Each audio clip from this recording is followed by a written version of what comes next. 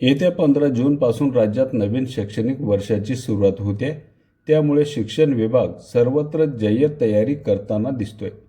लातूर जिल्ह्यातील जळकोट पंचायत समितीच्या नूतन गट शिक्षण अधिकारी रश्मिता शाहू यांनी गटविकास अधिकारी ऐश्वर्या चितारी यांच्या उपस्थितीत पंचायत समितीच्या सभागृहात एक आढावा बैठक घेतली आहे. या बैठकीला जळकोट तालुक्यातील सर्व केंद्रप्रमुख आणि मुख्याध्यापक उपस्थित होते. बैठकीदरम्यान तालुक्यातील सर्व शाळांच्या सध्या स्थितीचा आढावा घेत 15 जून रोजी साजरा करण्यात येणाऱ्या शाळा प्रवेशोत्सवासंदर्भात उपस्थितांना सखोल मार्गदर्शन करण्यात आले.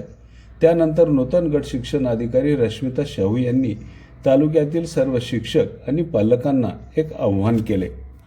नमस्कार, मी रश्मिता शाहू. मी जळकोट येथे पंचायत समिती गट शिक्षण अधिकारी पदावर 9 जून रोजी रुजू झालेले आहे. तर आज रोजी 10 जूनला आम्ही एक बैठक आयोजित केली होती, जे की 15 जूनला शाळा सुरू होणार आहेत सर्व. तर शाळा प्रवेशोत्सवच्या माहिती देण्यासाठी तालुक्यातली सर्व मुख्याध्यापकांना आम्ही बोलवलं होतं. त्यात केंद्रप्रमुख आणि विस्तार अधिकारी सुद्धा उपस्थित होते. तर आम्ही शासनाच्या निर्देशानुसार त्यांना काही ठराविक इन्स्ट्रक्शन्स दिलेले आहेत की त्यांनी 15 तारखेला शाळा प्रवेशोत्सवच्या दरम्यान जे नवीन विद्यार्थी येणार आहेत, जे की न्यू ॲडमिशन असणार आहेत, त्यांच्या एनकरेजमेंटसाठी आपल्याला काय काय करता येईल, म्हणजे जसे त्यांचे पायाचे ठसे घेणे, त्यांना त्यांचं वेलकम करणे, ह्या गोष्टी आम्ही मुख्याध्यापकांना सांगितलेले आहे. त्यांनी ते करायला पाहिजे. तसेच पाठ्यपुस्तक आणि जे गणवेश आहेत ते शाळेच्या जे पहिलं दिवस आहे 15 जून त्याच दिवशी ते सगळ्यांना ते मिळायला पाहिजे.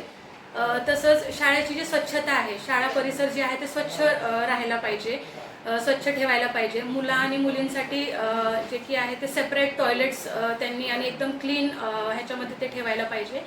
आणि त्याचबरोबर शाळा सुरू होताना शाळा व्यवस्थापन समितीची बैठक घ्यायची. तिथून आपल्याला जे मुलांचे जे प्रॉब्लेम्स आहेत ते कळतील. तर त्यानिमित्ताने ते बैठक आयोजित करायला पाहिजे ते मुख्याध्यापकांनी. तसे त्यांना आपण इन्स्ट्रक्शन्स दिलेले आहेत.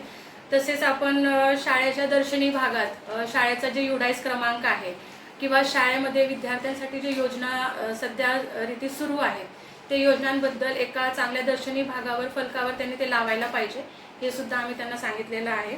तर 150 पडजितं आहे किंवा त्यापेक्षा जास्त पडजित विद्यार्थी आहेत, तिथं आपण एक ग्रंथालय स्थापन करून विद्यार्थ्यांचं शैक्षणिक वाढ म्हणजे क्वालिटी एज्युकेशन त्यांचं वाढवायला पाहिजे. तर आपण एक लायब्ररी तिकडं स्थापन करायचं म्हणजे आपलं हे चालू आहे. त्यानंतर आपत्ती व्यवस्थापन अंतर्गत जे एमर्जन्सी कॉन्टॅक्ट नंबर आहेत ते एक दर्शनी भागावर किंवा ते जिकडे विद्यार्थी पोहोचू शकतात तिथं ते अवेलेबल करायची त्यांना आपण निर्देश दिलेले आहेत. माझं सर्व शिक्षकांना असं आव्हान आहे की मुलांच्या पटसंख्या वाढवण्याकरिता तुम्ही गावात जनजागृती करा, प्रभात फेऱ्या काढा, जेणेकरून पालकांना आपल्या मुलांसाठी जे योजना आहे त्याबद्दल माहिती मिळेल आणि पालकांना आपल्या मुलांना झडपी शाळेत टाकण्यासाठी प्रोत्साहन मिळेल. माझी पालकांना एक रिक्वेस्ट आहे की जेवढं जास्त होईल तेवढं आपल्या पाल्यांना जिल्हा परिषद शाळेत येथेच टाकावे, जेणेकरून आपल्या ग्रामीण भागातील जिल्हा परिषद शाळेची दर्जा जी आहे ते टिकून राहील. धन्यवाद.